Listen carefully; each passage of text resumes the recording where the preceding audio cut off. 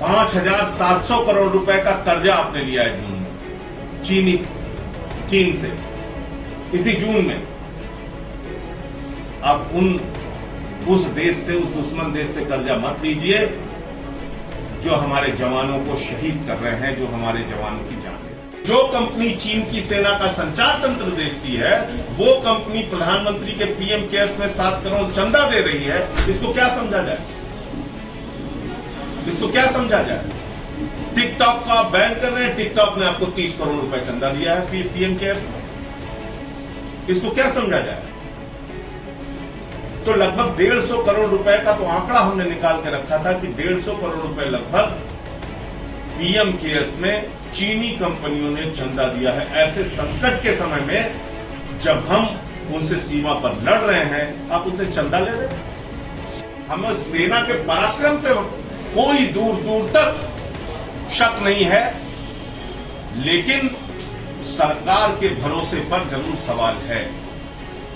सरकार पर भरोसा नहीं इसलिए होता क्योंकि जो भाषा चीन बोलता है वही भाषा भाजपा बोलती है, जो भाषा चीन बोलता है वही भाषा प्रधानमंत्री जी बोलते हैं। चीन भी कहता है हमने भारत की धरती पर कब्जा नहीं किया, प्रधानमंत्री भी कहते हैं हमने भारत की धरती पर कब्जा नहीं किया, भाजपा भी कहती है चीन ने भारत की धरती पर कब्जा नहीं किया। अगर प्रधानमंत्री कह रहे हैं चीन ने भारत की धरती पर कब्जा नहीं किया, तो आप तो उनको सर्टिफिकेट दे रहे हैं, घुसपैठ का सर्टिफिकेट दे रहे हैं। मुझे आप बताइए, अगर घुसपैठ नहीं हुई तो हमारे 20 जवानों ने शहादत क्यों दी?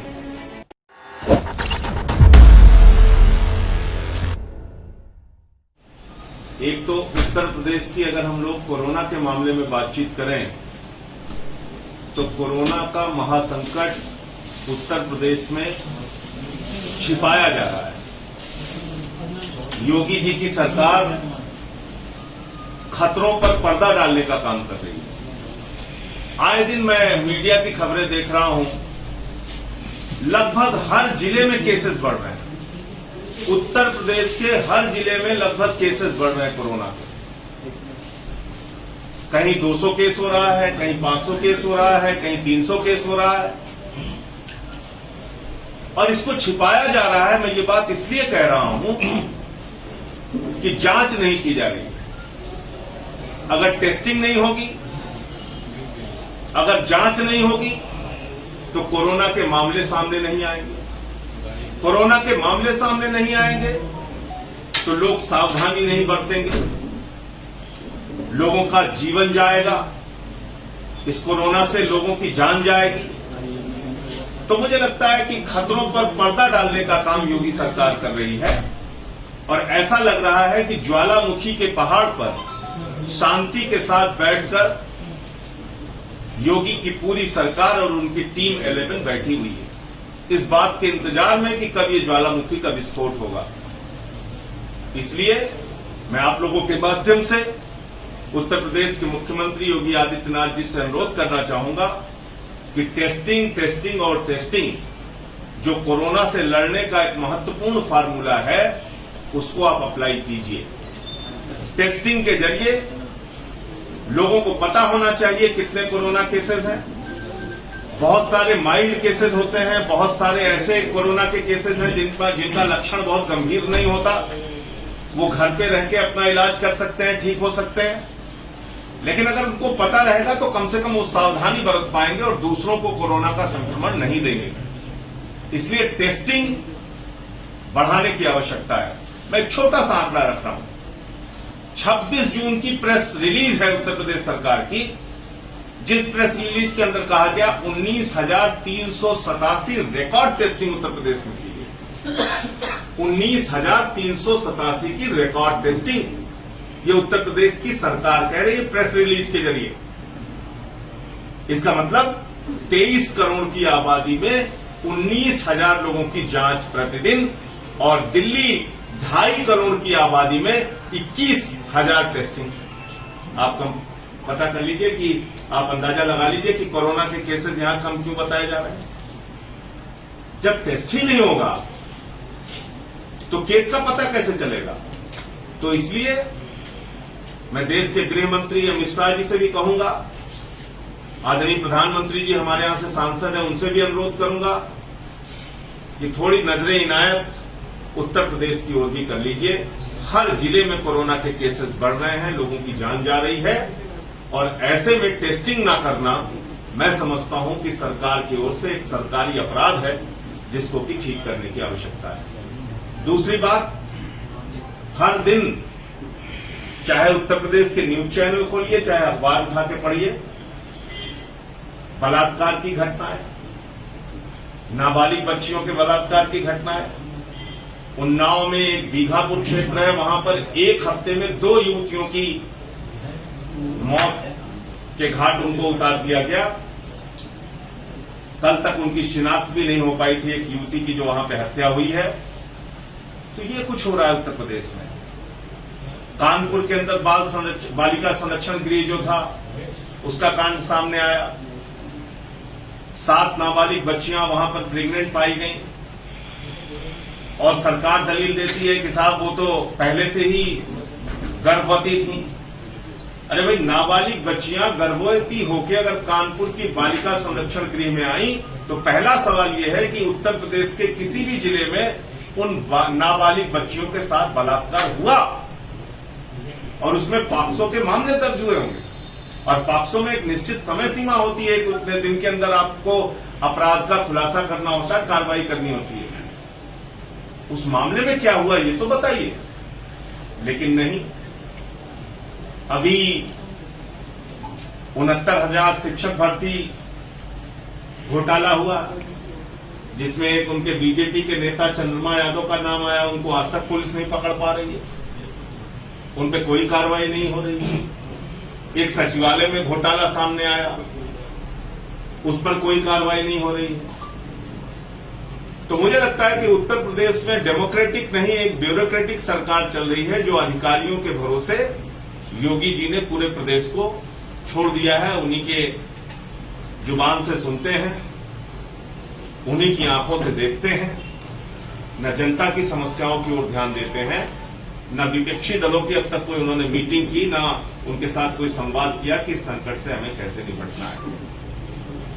योगी जी को प्रदेश की कानून व्यवस्था ठीक करने के लिए ही प्रदेश की जनता ने वोट दिया है। 2 ही नारा था उनका, न भ्रष्टाचार न गुंडाराज। भ्रष्टाचार भी चरम पर है, और गुंडाराज तो पिछली सरकार का भी रिकॉर्ड तोड़ दिया इस सरकार ने। आए दिन नाबालिग बच्चियों के साथ बलात्कार, हत्या, लूट, डकैती, प्रदेश का ये हालत हो गया। एक बहुत ही शर्मनाक घटना हुई देवरिया। कैसे उत्तर प्रदेश की बहन बेटियां न्याय के लिए थाने जाएंगी, आप बताइए मुझे। देवरिया में एक महिला गई थाने में एफआईआर दर्ज कराने, उसके सामने बैठकर उत्तर प्रदेश के देवरिया थाने के एक एसएचओ अश्लील हरकत कर रहा है, सामने बैठकर। कैसे बहन बेटियां थाने में जाएंगी, कैसे उनको न्याय मिलेगा, बताइए मुझे। ये हालत हो गई है पुलिस की, ये हालत हो गई है थानों की।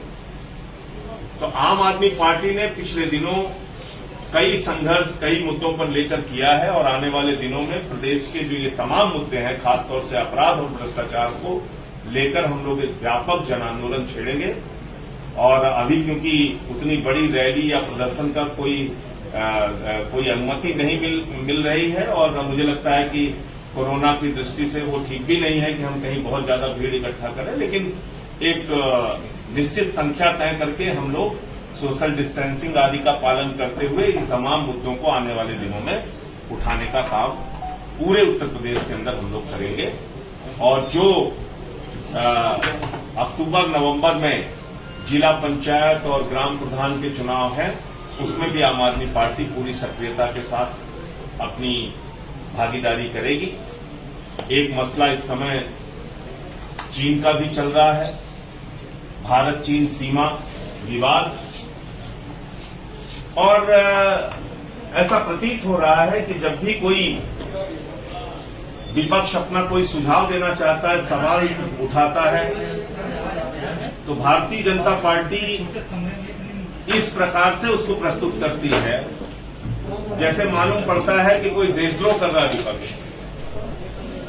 भारत चीन सीमा विवाद ये सैटेलाइट के जरिए मीडिया के लोग ही दिखा रहे हैं कि पैंगोंग झील के फिंगर पॉइंट 4 से लेकर फिंगर पॉइंट 8 तक चीनी आर्मी ने अपना कब्जा कर लिया है।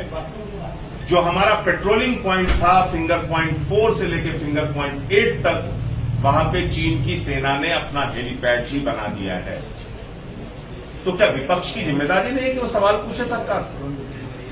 आप कहते हैं सेना के पराक्रम पे हमें भरोसा नहीं है। सेना के पराक्रम पे 100% भरोसा है। अगर हम सरकार से सवाल पूछते हैं तो इसका ये मतलब नहीं कि हमें सेना पर भरोसा नहीं है। सेना पर भरोसा है। हमारे 20 जवानों ने भारत माता की धरती पर जो चीनी चले आए थे उनको भगाने के लिए उनसे झड़प की, अपना सर्वोच्च बलिदान दिया। हम उनकी शहादत को सलाम करते हैं। उन्होंने अपने प्राणों की आहुति दी। हमें सेना के पराक्रम पे कोई दूर दूर तक शक नहीं है, लेकिन सरकार के भरोसे पर जरूर सवाल है। सरकार पर भरोसा नहीं इसलिए होता क्योंकि जो भाषा चीन बोलता है वही भाषा भाजपा बोलती है, जो भाषा चीन बोलता है वही भाषा प्रधानमंत्री जी बोलते हैं। चीन भी कहता है हमने भारत की धरती पर कब्जा नहीं किया, प्रधानमंत्री भी कहते हैं हमने भारत की धरती पर कब्जा नहीं किया, भाजपा भी कहती है चीन ने भारत की धरती पर कब्जा नहीं किया। अगर प्रधानमंत्री कह रहे हैं चीन ने भारत की धरती पर कब्जा नहीं किया तो आप तो उनको सर्टिफिकेट दे रहे हैं, घुसपैठ का सर्टिफिकेट दे रहे हैं। मुझे आप बताइए, अगर घुसपैठ नहीं हुई तो हमारे 20 जवानों ने शहादत क्यों दी? अगर घुसपैठ नहीं हुई तो सेना के अधिकारियों की बातचीत क्यों चल रही है? अगर घुसपैठ नहीं हुई तो विदेश मंत्रालय स्तर की बातचीत क्यों चल रही है? घुसपैठ हुई है और उनको भारत की धरती से खदेड़ना है। प्रधानमंत्री जी से हमारा ये आह्वान है, ये अपील है कि इसको कीजिए। बजाय इसके आप उन्हीं चीनी कंपनियों से पैसा ले रहे हैं। 100 करोड़ रुपए पेटीएम से आपने चंदा लिया जो चीन की कंपनी है। हुआई एक कंपनी है उनकी, उस हुआई कंपनी ने 7 करोड़ रुपए पीएम केयर्स में चंदा दिया है और वो हुआई कंपनी चीन की सेना का संचार तंत्र देखती है। तो जो कंपनी चीन की सेना का संचार तंत्र देखती है वो कंपनी प्रधानमंत्री के पीएम केयर्स में 7 करोड़ चंदा दे रही है। इसको क्या समझा जाए? इसको क्या समझा जाए? टिकटॉक को आप बैन कर रहे हैं, टिकटॉक ने आपको 30 करोड़ रुपए चंदा दिया है पीएम केयर्स में। इसको क्या समझा जाए? तो लगभग 150 करोड़ रुपए का तो आंकड़ा हमने निकाल के रखा था कि 150 करोड़ रुपए लगभग पीएम केयर्स में चीनी कंपनियों ने चंदा दिया है। ऐसे संकट के समय में जब हम उनसे सीमा पर लड़ रहे हैं, आप उनसे चंदा ले रहे हैं? आपको शर्म नहीं आती?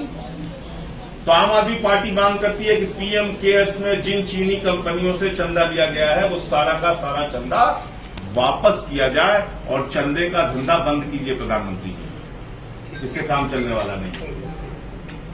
5,700 करोड़ रुपए का कर्जा आपने लिया है जून में चीन से।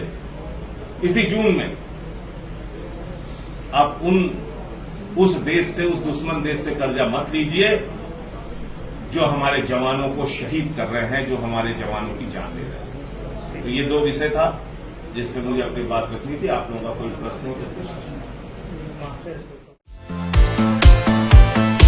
अगर आपको हमारे वीडियोस पसंद आए तो प्लीज लाइक करें, सब्सक्राइब करें और शेयर करें।